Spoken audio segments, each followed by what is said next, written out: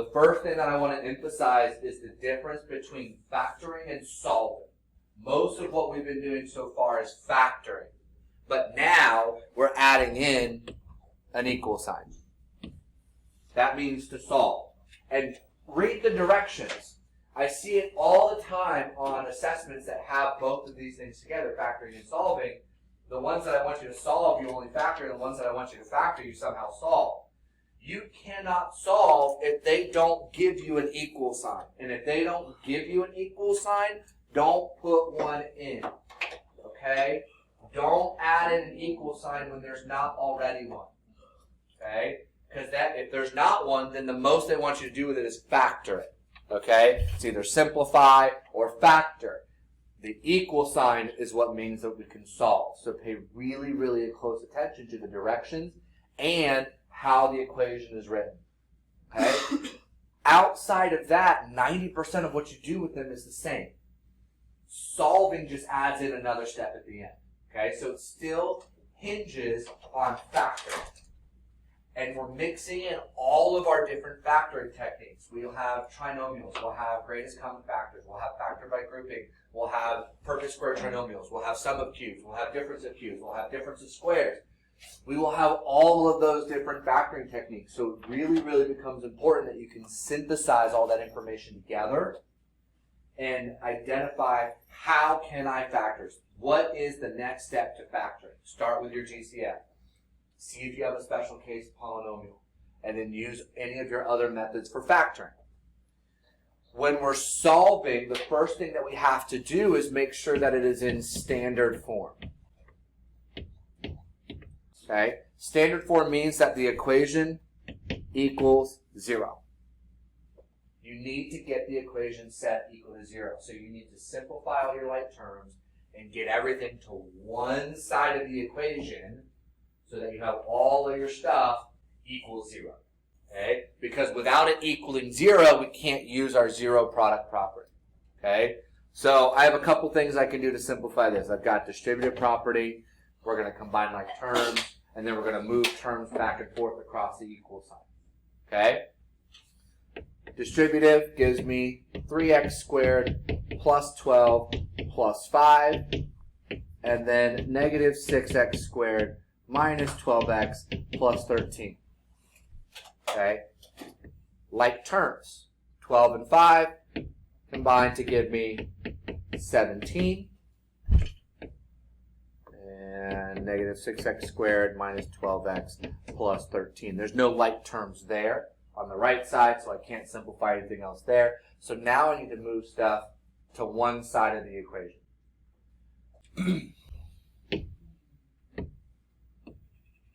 Yeah. Now, when you've got squared terms, you want your squared term to be positive. So when you're moving and deciding what terms to move, you need to be very aware of how that move will change the sign and if we're going to end up with a positive squared term or a negative squared term. So would it be better to subtract the 3x to the right side or add 6x to the left side? Add 6x. That's going to give me a positive 9 instead of a negative 9. So I want to move everything to the left-hand side so that my squared term is positive. That is really, really important for factoring. It just makes it a lot easier if our squared term is positive. So I'm going to add 6x squared. Okay? And since I got to move everything from the right to the left, I'm also going to go ahead and I'm going to subtract 13 from both sides. And I'm going to add 12x to both sides. But there's no like terms on the left, so 12x is just going to move over. Okay? So all of these will cancel, leaving me with 0. Starting with our squared term, 3x squared plus 6x squared gives me 9x squared. Then my linear term, there's no like term, so it's just plus 12x. And then 17 minus 13 gives me plus 4. So now I've got a quadratic. How'd you get the 3 plus 6. Why'd you switch the 9x squared? Squared term first, then linear, then constant. Okay, I did it. I mean, there's little variations.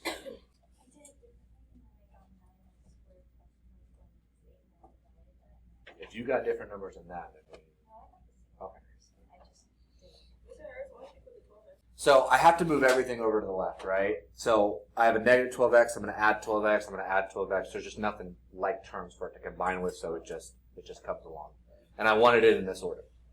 Right? So now I need to factor this. So we check for GCF. Do I have a GCF? I don't have a GCF. Okay, so now I got to factor some other way. Okay? Do I have a special case? Different squares, well, not two terms, so it can't be different squares. Is it a perfect square trinomial? Well, let's check. Are these perfect squares? Yeah. Okay, so it might be. What's the square root of 9x squared? Square root of 4? If I multiply it and double it, do I get 12x? Yeah. So then do I have a perfect square trinomial? Yeah. So finish factoring it. What do I do? I don't even need to do that. What do I put here in the middle? What do I put up here?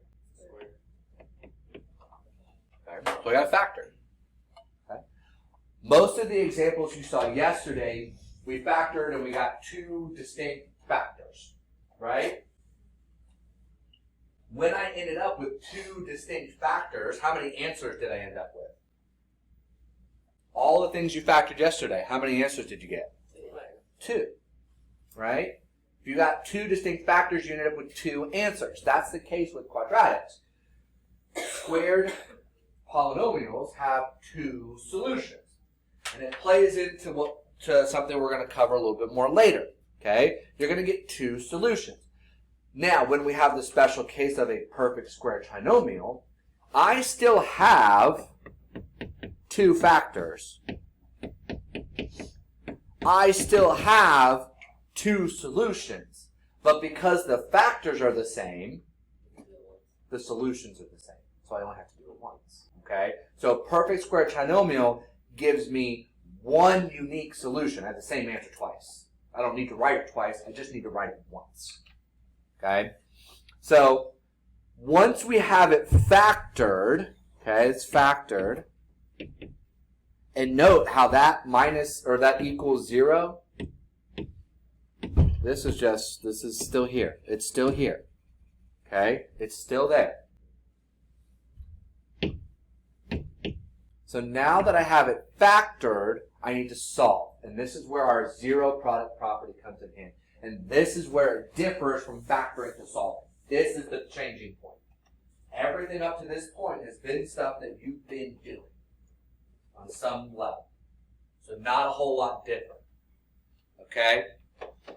Now we need to use our zero product property, which says that when I multiply a bunch of things together, if the product is 0, then one of those things has to be 0. So if I have A times B and it equals 0, the only way to get that is if either A or B or both equal 0. Okay? That's what that zero product property says and why it's so important that this equals 0 and not any other number. If this was a 1, then there's no way for me to know what either of these is because there's a ton of different things that I could multiply to get 1. Okay? So you need to be aware that it has to be 0. And so if I have 2 things multiplied together that equal 0 and at least one of them has to be 0, we're going to say, okay, well, let's have both of them. Let's have both of them equal 0. So we set all of our factors equal to 0.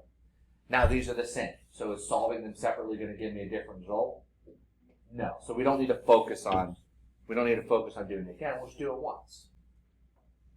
So now I need to solve for x. Subtract 2.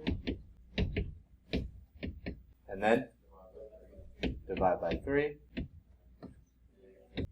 So x equals negative 2/3. And if I did it again, I would get x equals negative 2/3 again. I'm not going to write it twice. I found the value of x that makes the equation true. It's negative 2/3.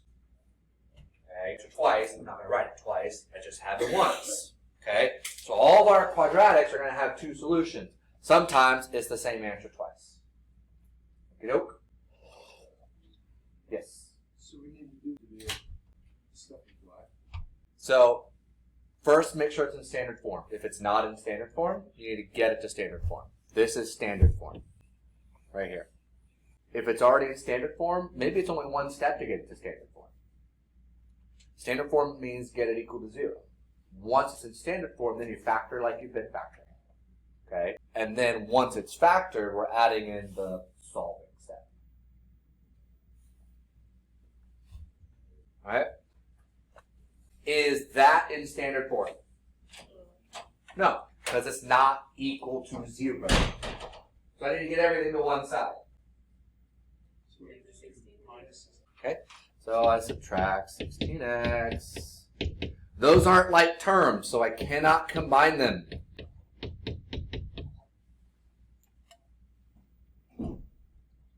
Now, standard form? Good. Set equal to 0. So now it's the standard form. There's no. So now we move to factor. GCF? X. Always check for a GCF first. My greatest common factor is x. So when I factor out the x, what am I left with?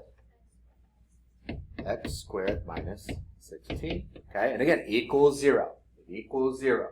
It's an equation. The equation states it equals 0. Is this completely factored? Nope, because I still have a squared term. I need to keep going. What's that? And not x minus. Nope. That's a special case, ladies and gentlemen. Which one is it? Difference of squares. Yep. So it's a difference of squares. The square root of both of those is x and 4. 1 plus, 1 minus. I don't know why I drew a line. There we go. All right. Equals 0. Anything else? I forgot something. The x. How many factors do I have? I have 3. I got 1, 2, 3. So how many solutions am I going to have? 3. Okay. The number of factors will equal the number of solutions. So it's completely factored. It's set equal to 0. So now I can use my 0 product property. X plus 4 equals 0. X minus 4 equals 0. And then we solve each of those. Well, x equals 0 is already solved. Woo! That one's easy. X plus 4 equals 0. What does x equal?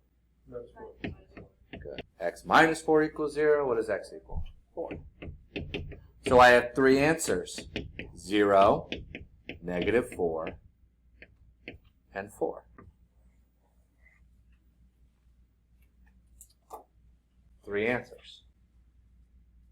Third power, 3 answers. Second power, 2 answers. Again, it's possible to get the same answer twice, right? But the power is always going to match with, think of it as the maximum number of unique answers. Okay? It's the maximum number of unique answers. I can get up to 3 unique answers, depending on the polynomial. Okay? Now, word problems. The big thing with word problems is a lot of it's going to be the same. We're going to be getting standard form, we're going to be factoring, we're solving. The key is that with quadratics, we usually get 2 answers, right? Well, with word problems, we have to figure out which one's the right one. So we have to interpret our solutions in the context to determine which one matches appropriately. So the height h in feet of a golf ball, t seconds, is given by this equation. The variables are going to match up to make sense. H for height, t for time. How long does it take? So am I solving for height or time if it asks how long does it take? Time. So I'm solving for time. Solving for time. On the test, is there going to be word questions? Yes. So I'm solving for time, which means that in order to use this equation, they have to give me some information about the height. That's the only way I can solve. I can only have one variable. So they have to give me some information about the height. So how long does it take for the golf ball to return to the ground? What does that tell me about the height? Return to the ground. It's 0. So it's coming back down, and then it lands. So when it lands, it's returned to the ground. When it's land, the height is 0. That's what it means, right? You got golf ball, okay. All right, swing, golf ball. Boom. It wants to know what is the time there. It wants to know what's the time when it returns to the ground. Well, here at the ground, height is 0. So we take our equation and we replace height with 0. You could replace height with whatever you want based on the context of the question. Okay? Side note. This is really important when you're showing your work. Really, really important. Please make sure you differentiate the difference between a T and a plus sign. Otherwise, it makes me reading your work really, really, really difficult. So if you need to make it like extra bold, that's why I do this little curly thing. There's a T, there's a plus. Okay? Do something so that I can tell the difference between a T and a plus sign. A lot easier for me. It also makes reading it a lot easier for you. Okay, if you have to go back and look at it, like, is that a T, is that a plus, what's going on? Why do I have 2 T's, why do I have 2 pluses, what the heck, okay? So make sure you can differentiate between them. I need to factor it.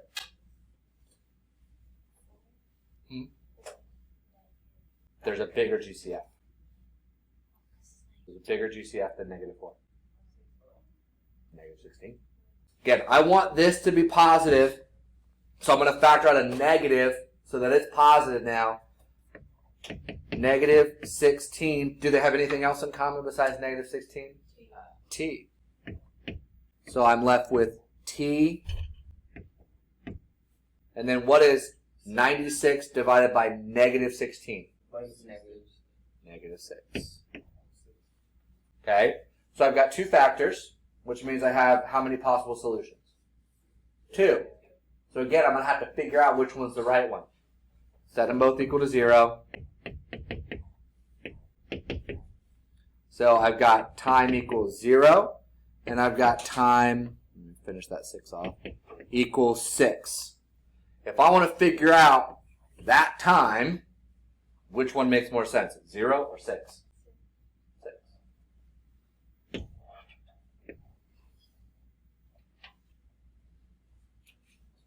Time equals 0, what does this mean? What's happening at time equals 0? Ball hasn't moved yet. What is he getting ready to do? He's about to hit the ball. Okay? So at time equals 0, hit the ball. It goes up.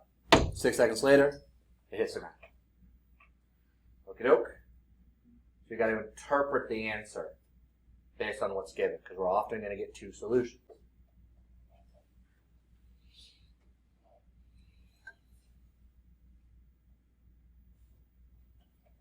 Yeah, pointing to the time equals 0. I was asking this to hit the ball. Equals 0. Well, we have 2 factors, right? This was 1, and this is 1. So I set both of my factors equal to 0. 0 product property. So I have -16t equals 0 and t minus 6. Get t by itself, divide both sides by 0. Well, it's still going to be 0. Or not by 0, by -16.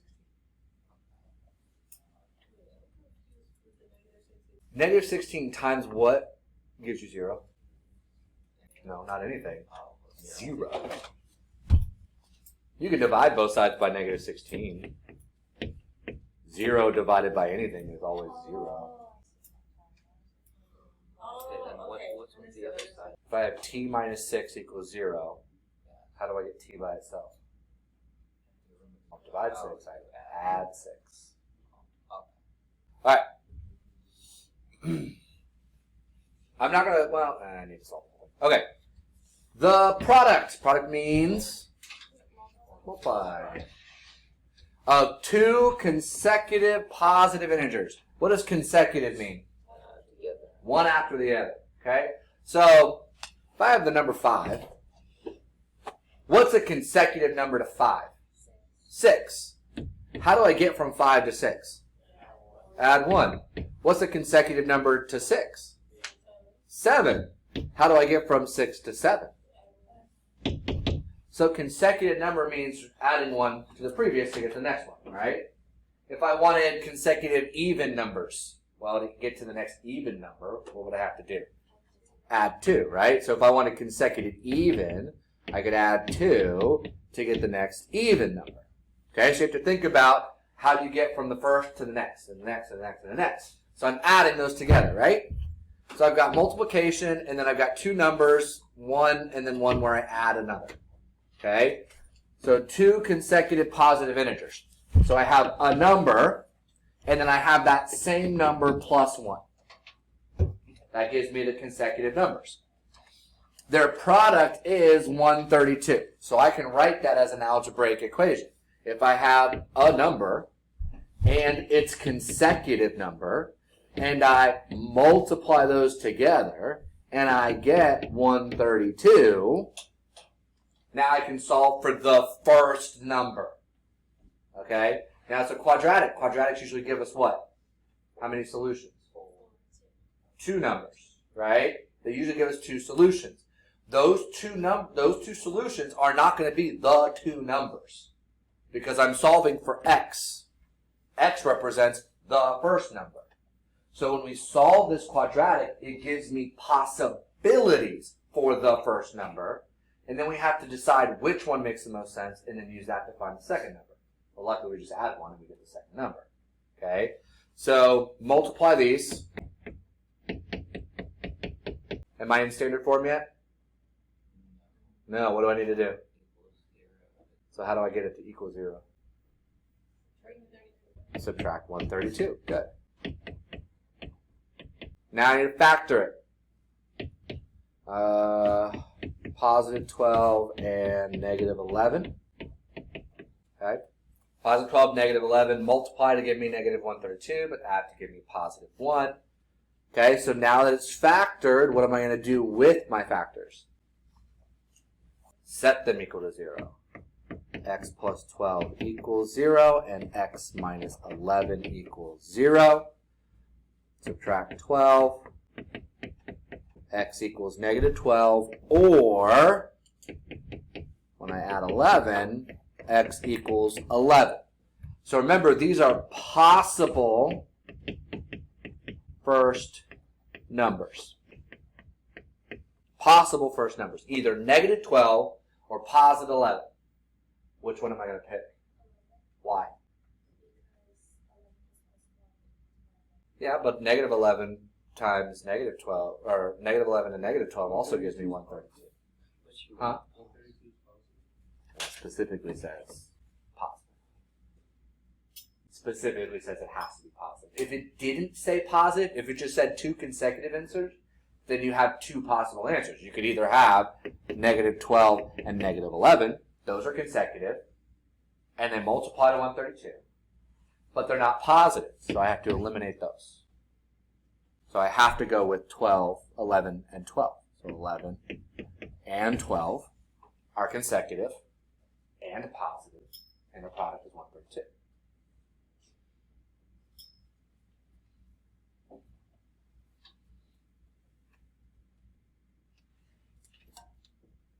Did we get up?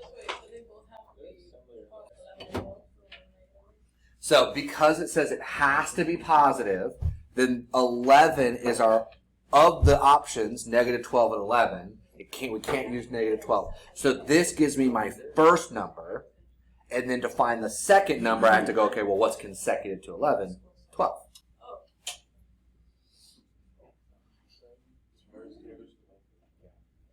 All right. Go back to geometry. Pythagorean theorem. I'm okay. No, we're going to do Pythagorean theorem. I'm fine. Thank you. Too bad. So, Pythagorean theorem gives us the relative sides of a triangle, of a right triangle. Uses the formula a squared plus b squared equals c squared. Okay? We can use our solving quadratics and our factoring given triangles with algebraic expressions. So, couple things to note. Which one is leg A and which one is leg B doesn't matter. It just matters which one is your hypotenuse. How do I know which side is the hypotenuse? The longest side. The longest side is also, because sometimes the diagram is hard to tell, they may be really close. Okay, the hypotenuse might be 15 centimeters, and then one of the legs is 14.9. Okay, so just looking at it isn't necessarily going to give you what you need. So you also have to remember the hypotenuse is always opposite your right angle. Okay, so always look at where your right angle is. It's always going to be opposite. That's going to be your hypotenuse. Okay, whichever one is leg A and B, doesn't matter. So we've got our Pythagorean theorem, a squared plus b squared equals c squared, a and b being the legs, c being the hypotenuse. So I've got this big triangle here, all right, where I've got the shorter leg, I've got the longer leg is 10 miles more, and then the hypotenuse is 10 miles less than twice the shorter leg. So I've got this diagram that gives me this triangle, and I need to find this length. Okay, so I have to use my Pythagorean theorem, a squared plus b squared equals c squared. So they give me my hypotenuse and say, well, that's my hypotenuse. So c squared is 2x minus 10 squared. Which one's A, which one's B? Doesn't really matter. I'm just going to put them in. So I've got a squared plus b squared equals c squared. Alright? Now, because we are short on time, I'm going to speed through some of the expansions. Remember, this is a perfect square trinomial, which always expands as, so if I have a plus b squared, it equals a squared plus 2ab plus b squared. So these expanded.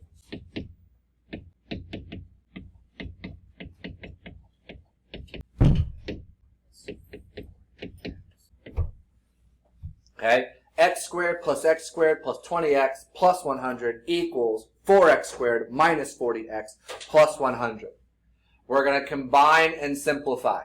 This gives me 2x squared plus 20x plus 100, and then 4x squared minus 40x plus 100. And then we're going to move everything to the right side because I want my squared term to be positive. Okay, so I'm subtracting 2x squared, I'm subtracting 20x, and I'm subtracting 100 from both sides, so I get it in standard form. So I end up with 2x squared minus 60x plus 0. How can I factor that? Factor out 2x, and I'm left with x minus 30. Zero product property. I get two values of x. I get x equals 0 and I get x equals 30. So what's the length of the shortest side? 30. Why not 0? It wouldn't make it anything, right? You can't have a length of 0. You can't have a negative length. So again, looking at the two answers and say, well, having a leg that is 0 miles long makes no sense. So 30 is our only option. 30 is the only one that makes sense.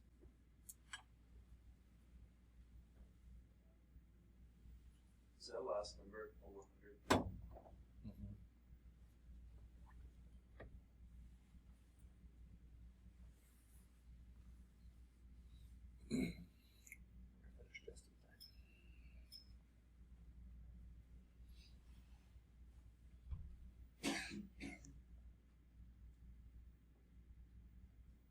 One more minute and then I'll move on to the last thing we've talked about.